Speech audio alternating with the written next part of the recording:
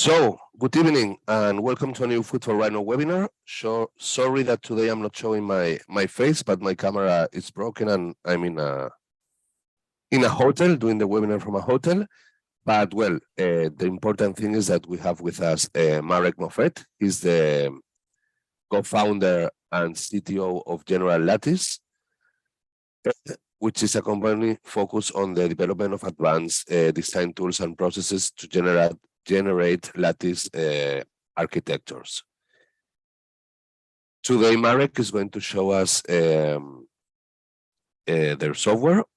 It's called now General Lattice, right? Yep, GeoFrontier. You changed the name a few months ago. And again, as always, you, the audience, you have this, you have the chat, you can use it at place there your questions, your queries, anything.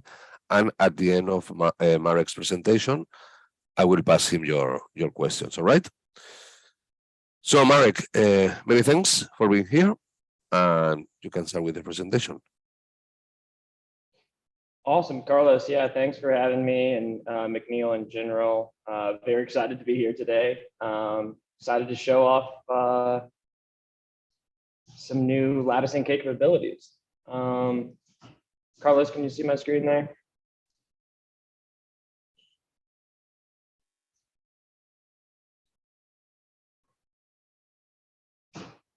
It looks like you can see my screen. So today, yes, I can see it. Yes. Okay, great. So today we're just going to hop through a few highlights today, and here's an outline that we have. We've got an introduction, and we'll walk through the methodology of our tool set, showcasing that in Rhino. Then we'll hop into some modeling applications, some basics, techniques, and then we'll move into a more specific application, the classic GE bracket, which is always exciting to mess around with. Hop into a topic called designing with data. We'll look at automated swatch generation. So a topic we get asked a lot is, what's an efficient way to make a bunch of lattices quickly for potential design of experiments or physical property testing or digital analysis. And then another designing with data application is taking results from some sort of solver, translating those results back into Rhino Grasshopper and having it manipulate the structure. And then we'll start to look at some of the future tools that Frontier has on the roadmap, an autofill tool that we're really excited about, and talk about the implicit tools down the future here. And then we'll finally leave it off for questions. Awesome. So let me hop into this here. Second.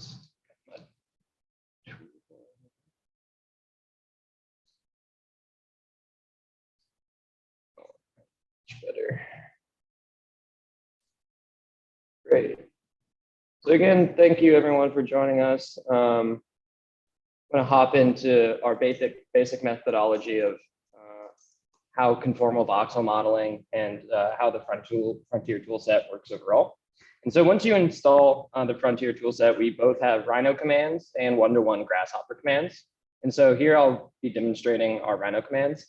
And to start off, I'm going to go ahead and call our Voxel loft command. And I'm going to take these two planar surfaces as my inputs and create a voxel network in between them.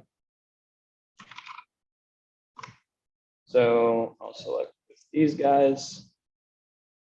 And so now we can come in and start to dictate the amount of voxels we would like within the shape, and also start to dictate a gradient manually in this instance. Get a good understanding of what the voxel network might look like. Put a Z gradient down this way. I like that. And so I have a transparent layer over here named voxels that I'm just going to hit done.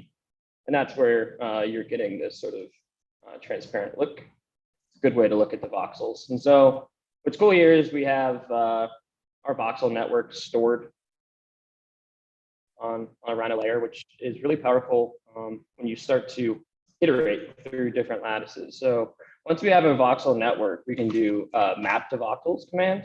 We'll select our network and hit OK. And I'm going to turn that layer off. I'm going to give us a shaded preview. And so here, it's a preview of us mapping a Schwartz cell into that voxel network that we defined. Turn on an auto update preview. I'll switch between a gyroid here, quite like that. Switch to a diamond. Quite fond of the gyroid. So we'll go in here and now we can put in a thickness and get a good preview of what that looks like. Down here, you can actually dictate what file type your lattice can be spit out as. By default, it's sub-D, and that's really powerful because it sits in the middle, can easily switch between or switch to a mesh or VREP. And so we'll just keep for a sub-D for now, and I have another layer here that I'm just going to set the lattice to. And so we have one sub-D object here. Get a quick render, and the beauty of the sub-D is the true conformity across everything, and kind of just show that off quickly with zebra analysis here. Be fun to look at. But something we're excited about is just the symmetric topology across the structures makes for a really fast and light and topologically clean format. And so I'll keep this gyroid and I'll move it to the side. And so now, kind of just reiterating our methodology, I have two input surfaces, these blue surfaces. We created a voxel network that we stored here, created a lattice geometry within that space. And now, good example of iteration is we can just run map to voxels again. Select the same network, but now let's actually do a Schwartz this time, and we'll do it at the same thickness, and we'll just hit done. And so now, just sort of like that, we quickly have two closed solid objects, two different lattices, all from that same design space. So with that overall methodology, laying that out in Rhino, we wanted to focus on Grasshopper today, just because of the parametric ability of it and the powers when that comes down to modeling lattices. And so just wanted to reiterate, we do have Rhino commands for all the Grasshopper tools we're going to show, just kind of like I showed Voxel Loft here. But we're going to focus on the Grasshopper today. So with that, I'll pull up Grasshopper. And I actually try to split this here. Okay, great. So I'll turn off our lattice here and stick to our surfaces. Great. So now we can move into our Grasshopper commands and the Grasshopper part of our demonstration. Make this a little bit larger here.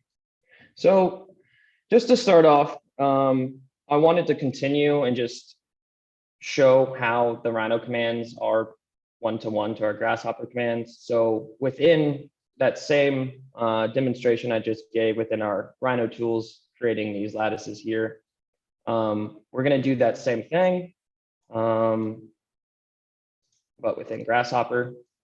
And so using this same design space here, what we've done is created a voxel loft in between this space, which is parametric. So we can come in here, start to adjust what our divisions may look like in each direction.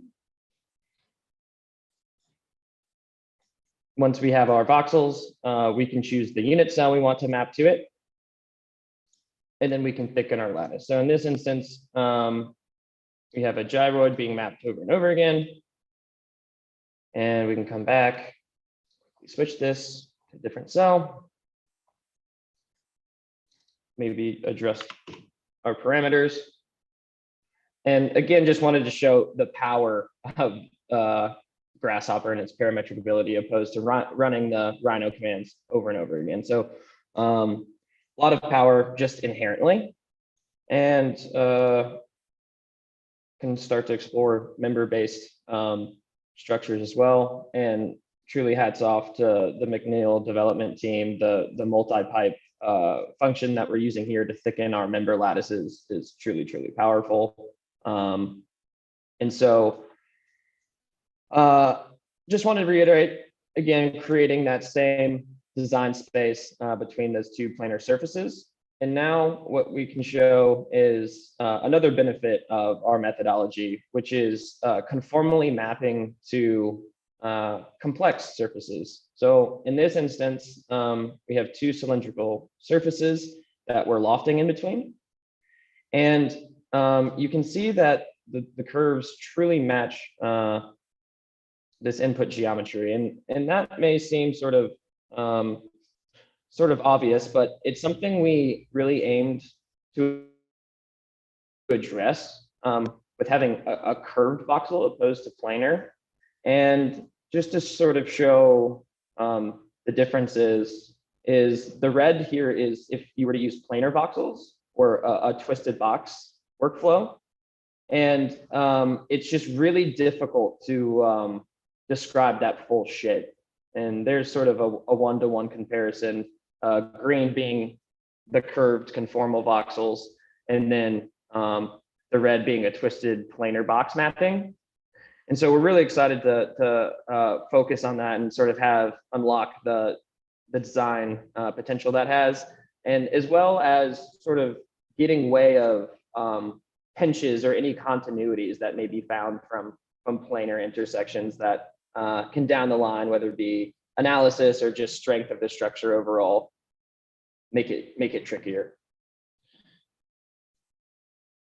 And so then with that, I'll go back to the conformal mapping and to show a final example of getting conformity in all three axes, which can be useful as well, is using three different surfaces. So we have a planar surface, a mid surface, and a top complex surface.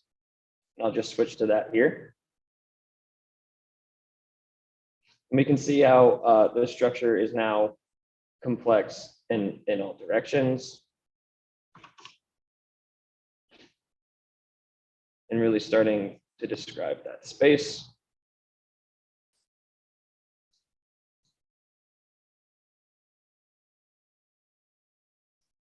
Switching through cells.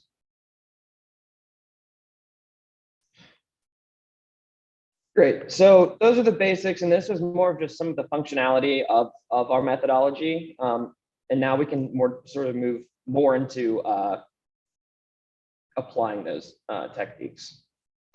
So here we'll take a next step into voxel techniques, how to use voxels more than just a simple network. Can you extract them? Can you reference some of them? Can you map different cells to them? Really just the power of voxels in themselves, each being an individual entity, is really exciting when it comes to potential modeling, different modeling applications. So very similar application here in terms of just lofting in between two cylinders here. Parametric, again, the power of Grasshopper, just really be able to control these parameters on the fly is really, really exciting. So we have one cylinder and two cylinder. We're going in between. You can see we have the parametric control of the voxel structure as well. And now we're looking at the entire structure here. But if we go back, maybe increase the amount of voxels we have, we can see we have quite a few along our D-axis here. And now what we can start to do is extract voxels by data, by columns. And so this is a really useful tool to quickly maybe extract a column or two you would want to maybe solidify or map certain cells to, or just a different technique to think about the networks in general. And before I hop into this, I wanted to make it clear that up top here, I'm using the General Lattice Frontier toolbar.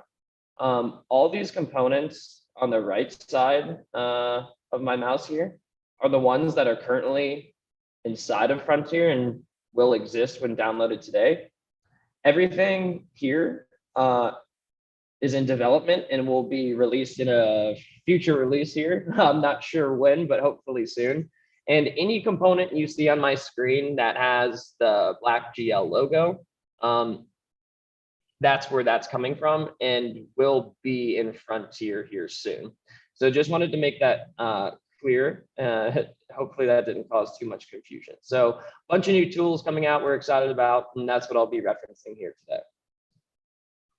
So if we go into our extract voxels by branch, I'm feeding in our original voxel network that we just created. But from here, I can start to say, okay, well, I actually want the first column, or maybe I want every other column. And so, again, really quick way just to pull voxels just by branch. Can provide some additional modeling controls, such as merge voxels here. So we're taking the voxels we extracted, creating solids. The idea is you could potentially use these in further modeling applications. So using the same voxel network that you made the lattice with, can you extract voxels to also use as solid geometry and create cleaner unions and things like that. And so for this example, I'll just take these extracted voxels and now feed them in our map to voxel.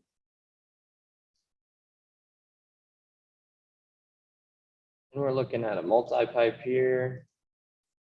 We'll just look at the unthickened preview. So here we can now see that we've extracted the columns that we've wanted. We can go in and update this. And parametrically on the fly sort of update what branches we may like. And you can see the black is the initial structure and the red are the columns extracted.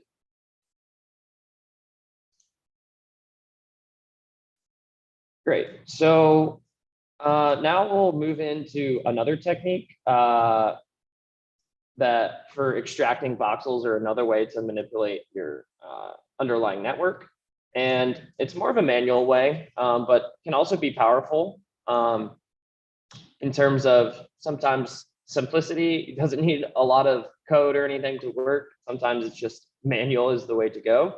And so what I'll show off here is we're going to take our underlying network that we just created. Actually go down here. So we'll take this underlying network as a cylinder that we just created. We'll perform just a group command. We're going to bake those to Rhino. And so now we have all this way to sort of just kind of go through and select if you right click, reference those voxels, have a command to import those back. And you can see that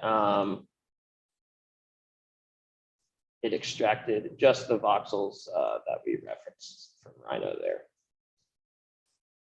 So again, just sort of highlighting different techniques and ways to interact with our voxel network here.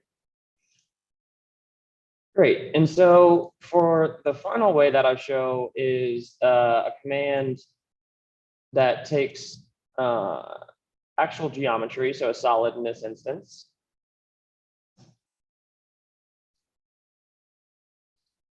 This sphere here that I've just drawn in Rhino.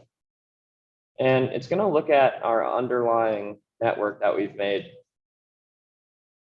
And so it's going to say, wherever this sphere is inside, into the voxels that are inside this sphere, spit them out in one branch and voxel on the outside on the other.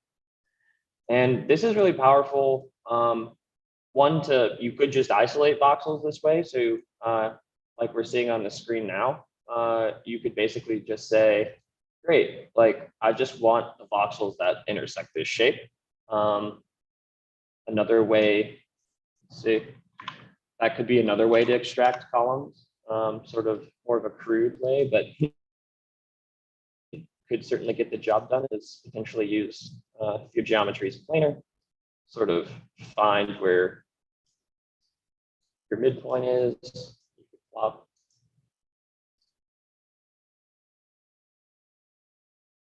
this guy in. And so now we're just selecting all the lattices up here. And so what we can actually do is now say, well, okay, we want to actually use both voxels in this instance, meaning voxels inside and outside of our shape. And so the final command is to pass them both through multipipe. And what you get is really exciting multi-celled closed volume. And again, parametric ability is really exciting. You know, from changing cell.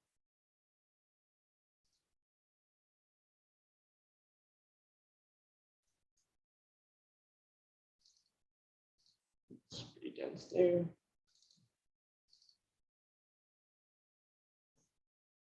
To actually changing thickness.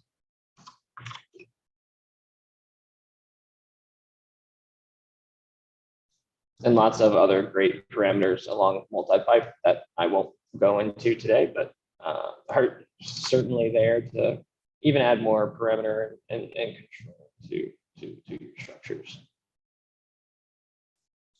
And again, ultimately being able to go back and change your underlying network. So again, the density is not something you like.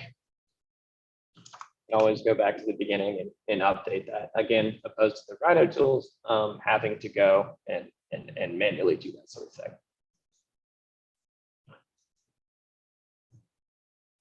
Great. So that highlights better preview here. That highlights some of the voxel techniques. And again, thinking of, you know, it's not just a solid network, breaking these voxels down. Can you extract their faces? Can you extract their edges? Can you solidify them? Can you map different geometry to them? Sort of thinking of them as a different modeling technique opens all sorts of really exciting avenues. And so just wanted to highlight some of those today. Great. So let me turn off some of my previews here.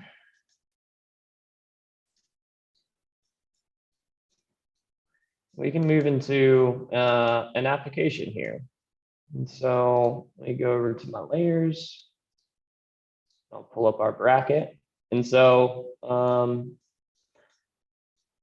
here is the closed step file polysurface from GradCAD, the GE bracket challenge. And it's always a fun geometry to play around with. And so I'll step through a workflow of a way to model this with the Frontier tool. So previously kind of just showed off some functionality of what you could do with our tools. And here I'll sort of demonstrate using them on a design space.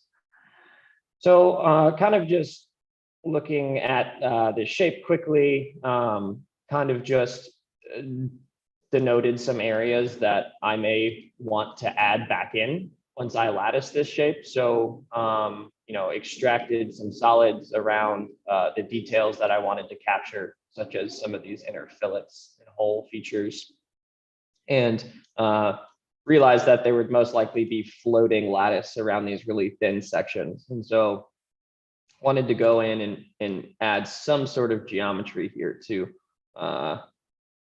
sort of unify it more so we don't have any floating entities.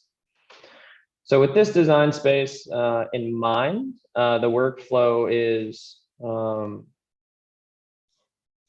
being able to be called voxel bounding box. So we basically said, take the bracket shape and let's put a bounding box around it. And now let's take that bounding box and put a bunch of divisions in there, such as we see here. So again, having our parametric ability of being able to designate this space is really exciting. And so we have our voxel network here that will pass through. We're giving it a slight scale operation just to ensure some Boolean excess. So that's just slightly making the voxels larger than the design space. Then we're passing it to our mapping command. So we're saying, let's map a lattice to this space. Of course, with the parametric ability, you could quickly change to the shape you would like. Again, large fan of the gyroid. So from here, I wanted to show off the different ways to take a lattice coming out of map to voxels and how to sort of think about the different options you have from there. So to start off, just to reiterate, we have a mapped gyroid to our voxel network with 0 thickness. So if we look at this shape, this is just a surface here. So in this instance, we're previewing the mesh wire preview, but this is a single sub D object that will be converted to a VREP. So we start with 0 thickness, and we have 2 options if we want to essentially cut this surrounding lattice into our design space. And so with the first option, what we'll do is we're going to call it a lattice mid-surface. And so what we'll look at here is that unthickened lattice now being offset from the middle. So if we look quickly here, you can see that that original surface exists right in the middle, and we're offsetting evenly on both sides. So when you create a mid-surface like this, we're now going to run a solid intersection. So we're going to say wherever this initial design space exists, the GE bracket exists with the lattice here, spit out what that will look like. And so it's really exciting to do Boolean operations with solid geometry.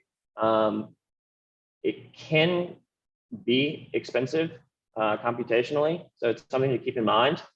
Mesh Booleans are also an option. Can be a bit trickier, but wanted to show off the power of this.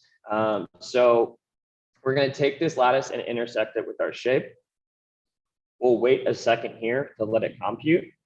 But as it's computing, there's different ways to think about the unthickened lattice. So here we've offset it as a mid-surface and intersected it with our shape. But another way to think about it is if you leave the lattice unthickened and also intersect it with your solid shape. So our first result is the mid-surface intersected with our base shape.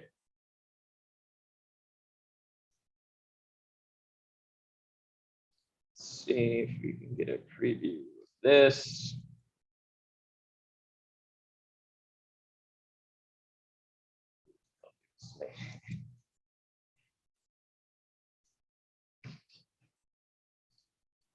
Okay, I have to move on from that. Okay, so I won't render this. So we can see here that we have an intersection that's extremely clean and perfect with our input shape. So now that would be one way to intersect with the lattice. Another way would actually be to take our unthickened shape and now just intersect it with this shape alone. And so what we'll do is pass that unthickened lattice into the intersect command. This time should be faster. And what we get is an intersected object perfect with our space. And since it's a surface or an unthickened geometry that's being cut with this object, we can actually say, okay, flip the direction of this surface and give me the negative. So you can see that the shape is solid right here. When we invert our lattice, we'll actually have the solid components here. We'll wait for that to run. And now we have a complete inverse of what that shape intersected. So now just to sort of show that in a way that may make more sense, I've stored the different versions. And so we started with our mid surface. So we can see that this has a thickness. Now we add on top a negative. So we're taking all the space that is inside, and then we're going to take the positive. So all the space on the other side of our mid surface.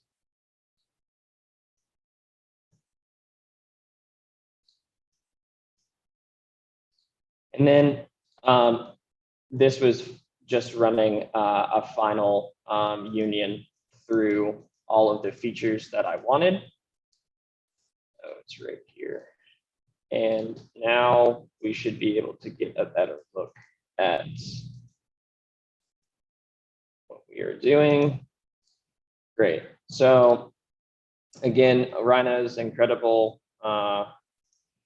ray tracing. It's really exciting. I'm just adding a texture to this object. And again, just get really high fidelity results. Just let that render for a second. But yeah, so that was sort of different ways to think about latticing the object. So we even go back and look at the different objects here. You can see there's one of those floating objects I was talking about. You have a positive, negative, and your mid surface. And you can see it looks like it results in a solid object, but we can actually start to subtract some of those and add some geometry back. And these are the entities that I went and unioned back to the shape for our final result here.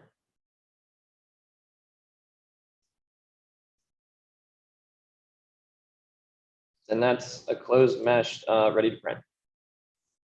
Awesome.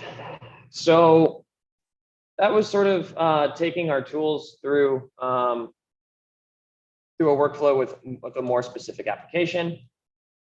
And now I can start to look at our next application here, which is really exciting with a new release from McNeel called Hops. It's something I highly recommend looking into. From storage, from organization, from compute power, it's really exciting. But from the highest level, it allows you to reference components from a library and make components on the fly just using a hops component here. And so these are our Voxel extrude command and a quick serial code that we wrote that takes a text parameter and generates lattice swatches.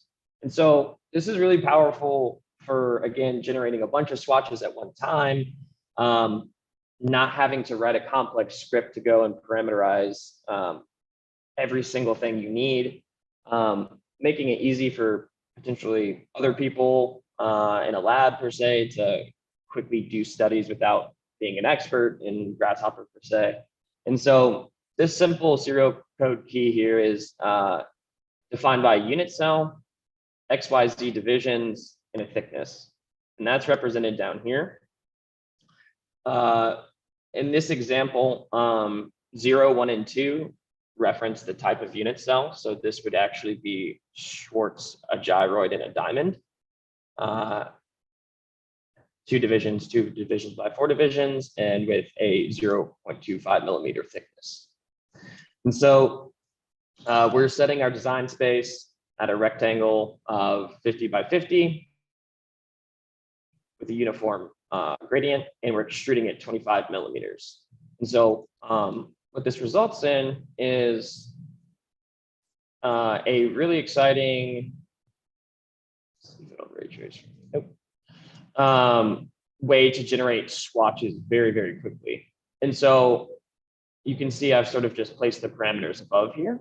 And so I can go back to my serial code and look at my swatches I have here. And I'm just going to copy and paste and paste.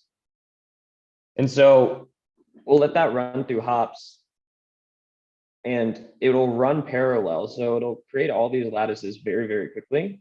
And so now we have quite a few all just generated and, ready to print files, if you will. And we're really excited to just show this off with, using our tools with other functionality of Grasshopper. Can really be a powerful way to generate lots of samples very, very quickly. And so again, just wanted to show that off, and then being able to ultimately come down here and be able to say, just manipulate these on the fly. It's also really powerful. So I'll let that update.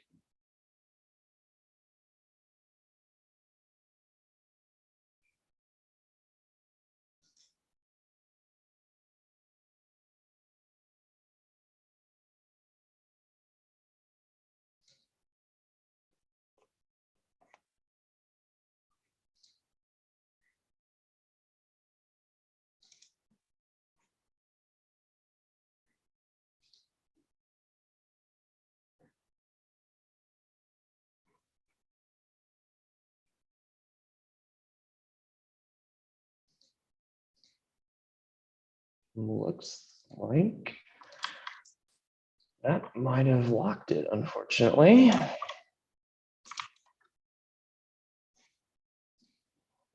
me see what I can do about that. I apologize, I'm not sure what happened there. Might resolve itself. It doesn't.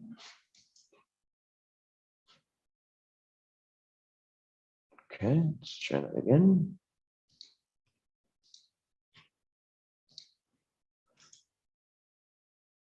All right.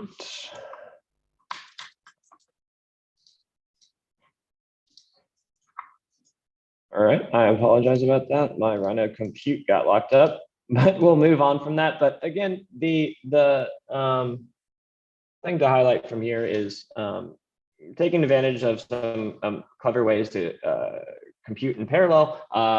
We can generate text-based lattices that is really powerful for parameterizing them, storing these in Excel-like data sets, exporting the files to do digital or physical analysis, and a whole lot of other things. So really excited. I want to show that off. Again, I apologize for the lockdown there. I'm glad I was able to save it there. But we'll move on. Great. So another really new exciting thing that we wanted to show off is gradient thickening for our structures. And so here we're using a voxel bounding box based off of our input structures. So here we have a sub D sphere being input as our solid. We'll create a bounding box around it. We map our lattice to it at 0 thickness. And we're converting it to a mesh here. And we're going to feed into our gradient offset component. So we're feeding it our lattice once it's been mapped, in this instance as a mesh. We want to feed it an attractor to dictate where that gradient's coming from. And so we'll use this sub D plane as an attractor here.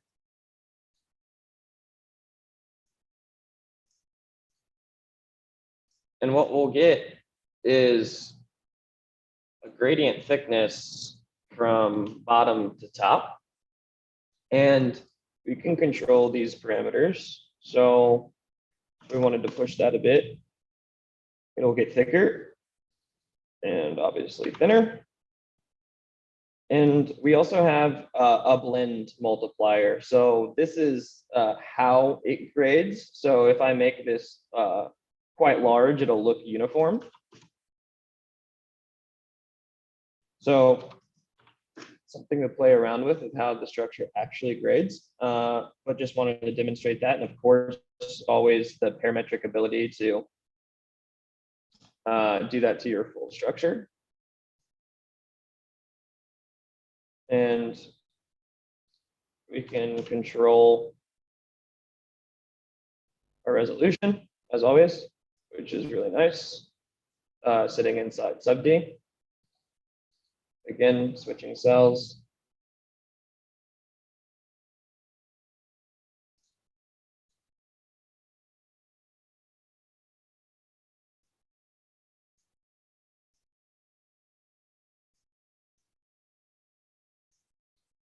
And so finally, you can also, just like we've done previously, is use this gradient to also intersect with your shape, your input shape, if you would like. Here is the structure as a sub D, just extremely clean geometry. And let's just show.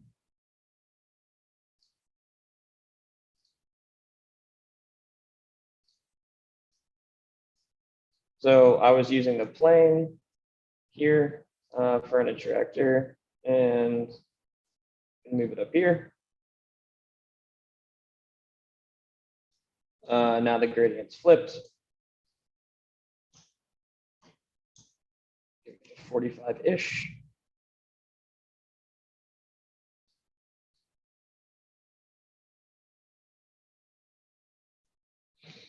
And set other objects as your target or your attractor.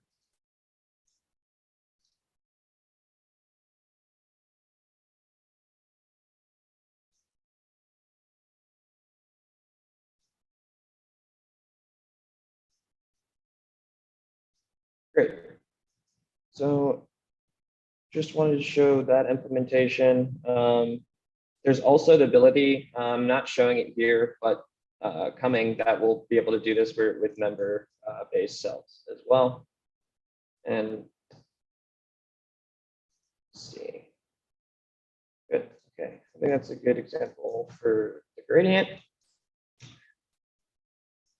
Now we'll move to our second to last here. This next technique here is a workflow that is still a work in progress, but we wanted to show it off because we do think it solves some some issues and some exciting ways to translate either physical or digital analysis data back into Rhino Grasshopper to have it manipulate your shape. And ultimately, that's the end goal is, how do you make a shape? Can you make a shape? And can you tie data to that shape? And if that can be executed, there's something really powerful there to be able to say, okay, I know how to make this particular shape and I know its properties. Can you do that for me? And so here's the first sort of example of that. And just want to step through the workflow. The first step was to take this really sort of simple shape that was modeled in sub-D and converted to a closed poly surface. This was imported as a step file into ANSYS with constraints applied, constrained at the bottom and a load from the top, just generic parameters input for the forces just to get a point cloud out. And what we got back was a point cloud that was from ANSYS. We exported this data as a CSV file and imported it back in. And so what it's showing is all the nodal values per TET element from ANSYS, and basically just bringing those back and plotting them in Grasshopper. The next step was to take this point cloud and map it to the lattice that we wanted to put inside this shape. And so what we did is took our base shape and did the voxel bounding box and put a lattice around it and intersected it with this shape, like we showed earlier. And in this instance, it being a gyroid, it intersected our shape and mapped the point cloud to it. And so this is the resulting map. And we can see we have some high stress elements, the blue being lowest and red being highest. And so once we did this, we can apply a thickness to each point cloud, to each vertice of the mesh. And our result is a gradiently thickened lattice that exists inside our original shape and is mapped to this point cloud. So again, blue being the thinnest and red being the highest.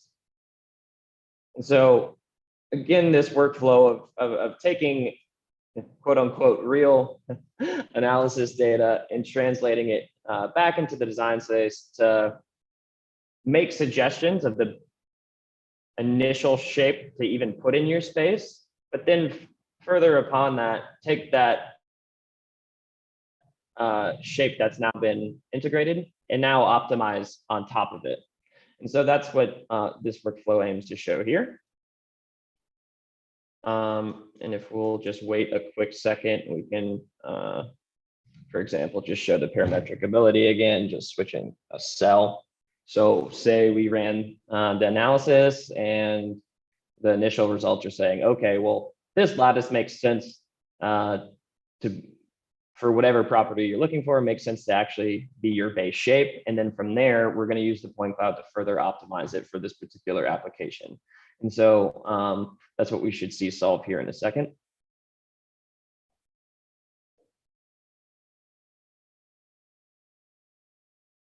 Yep. And so using that same point cloud, that same technique, we now have a gyroid or Schwartz structure mapped inside.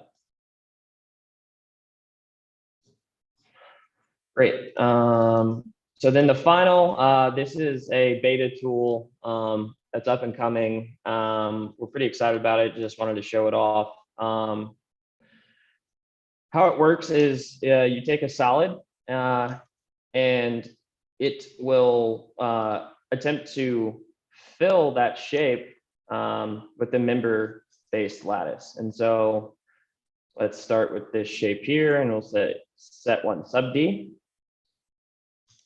You can see it attempted to fill this shape here. But what's great is the control we have is the size of the lattice inside that shape. And so as we make it smaller here, it starts to define that shape more and more. And so what's also exciting is the ability to change actually your shape and or unit cell as well. So we have a solid here.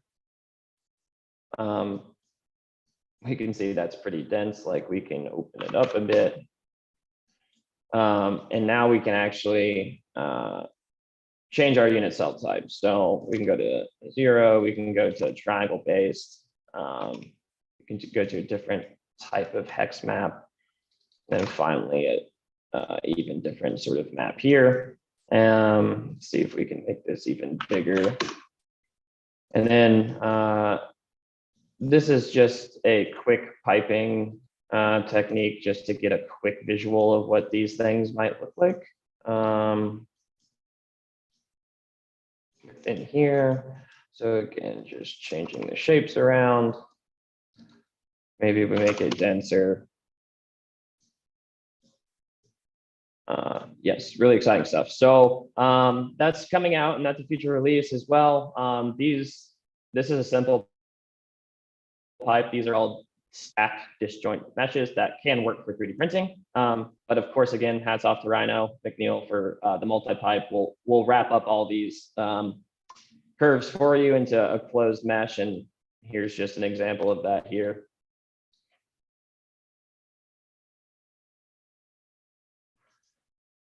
Let that trace, and then, yeah, Carlos, I think I'm ready for questions. I think that's pretty much all I've got. Wow, thank you very much. Excellent technology, excellent product, excellent presentation. Thank you. People are saying that also on the chat. And yeah, your colleague has been answering most of the questions there. But Great. Yeah, but maybe we can repeat some of them. Sure, yeah. Or I'm happy kind of just to keep. Yeah, one was about the formats. And of course, your colleague answered that, yes, you can export the output as any of the formats that Rhino supports. Yep. Then about fidelity loss, no fidelity loss, and you can control the export resolution. One other question is if you could fill a closed organic shape with a conformal lattice. And yep, I think that might have been my short answer for that would be I guess a complex sort of organic solid shape such as this one here that's what our auto tool is. Autofill tool is aimed to do. Again, you could also always do the intersection like we showed off with the GE bracket where you just sort of cut a shape into there. You could attempt that with this shape, or the autofill is sort of a different way to go about that. And sort of just to round that out is, again, the tools we're all aiming to build are, aimed at different aspects of latticing. So autofill techniques are great for certain applications. In certain applications, they're not going to solve what you need to do. Voxel lofting techniques are great for certain applications, and certain ones they're not.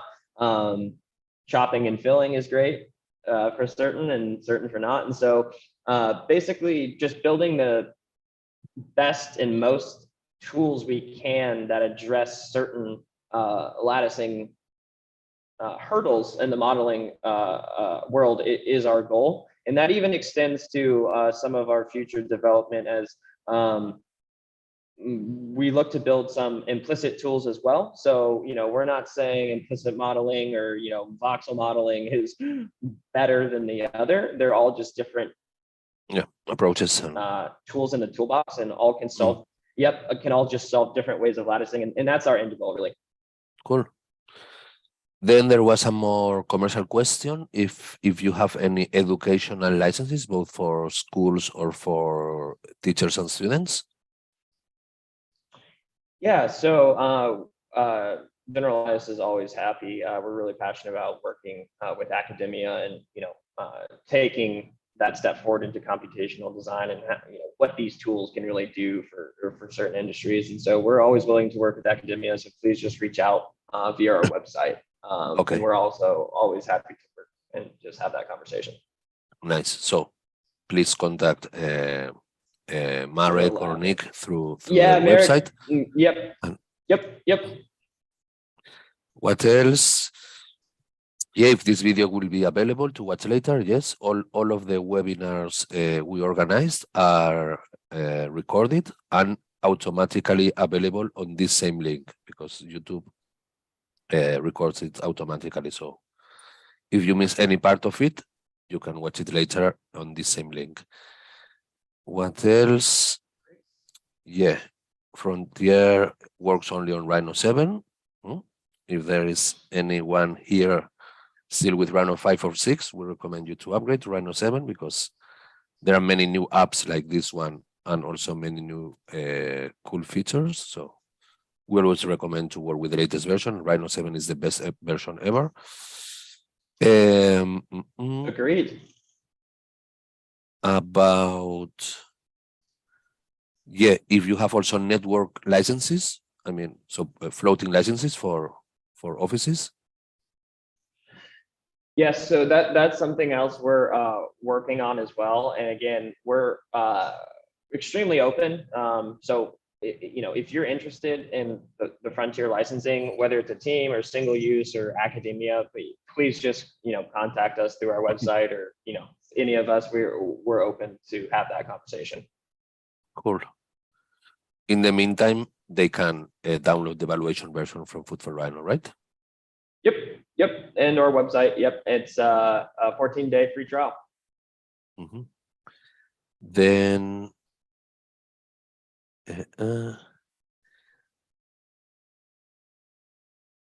yeah, while baking, I mean, does it take long to when you bake such a lattice structure into a VREP? Yeah, it's a good question. So yeah, depending obviously on your complexity of your shape, obviously the more VREP data you have, the longer it's going to take. There's a few tricks you can do, such as just export straight from Grasshopper. If you don't need to bake to Rhino, don't. But if you do have to, absolutely is doable. It's just you'll probably have to wait a second. And also one last comment. If these examples, the examples you showed today, could be available maybe on your website as test files? Yeah, that's a good question. Yeah, so we'll have to do some cleaning up. So a lot of what's in here, again, just sort of highlighting these tools here that will be in the next release are not currently out. We have to package these up and make sure they're production ready first, but soon. And in terms of not releasing the components, I would say we'll see what we can do in terms of releasing something pretty similar with production. Yeah, it would be great to have some tutorials with the initial file and the final model. Yep. On our website, we do have a bunch of learn that you can get started as well. Perfect. And the very last questions, because we are running out of time. Yeah, people would like to use your product for making structural architectural analysis. And also Samuel says that imagine that you could use this with Tekla. I guess you could, because you can run this inside Tekla, because now there is Rhino inside Tekla, and then any Grasshopper apps can be run there as well, right? Or just once you bake it, you can use the live Rhino Tekla connection, and I guess it's possible. Yep, and on that sort of final note, I will say that we're really excited in terms of development as well, as we're evaluating Rhino inside for other main CAD applications. So can you have GL Frontier inside of inventor inside of Creo Parametric and inside of other platforms. And again, just the end goal is to just streamline the process. And that would unlock a lot of that capability. Perfect. Okay, Marek, many thanks for your excellent presentation. And I guess we can meet soon. Actually, I'm at the Formnext trade show in Frankfurt right now. And I think this would be the perfect place for you to be, because, well, there are lots of 3D printers and also lots of people trying to do this kind of lattice structures and prototyping them and manufacturing them. And yeah, I think it's amazing what you are doing, because it's always great to have more lightweight structures and be able to do this kind of crazy shapes that were unbelievable a few years ago. And thanks also to the audience. Again, if you miss any part of the webinar, just reload this page and you will be able to watch it from the beginning. So see you next in the next webinars that are planned, and have a nice day. Thank you, everyone. Carlos, thank you. McNeel, thank you.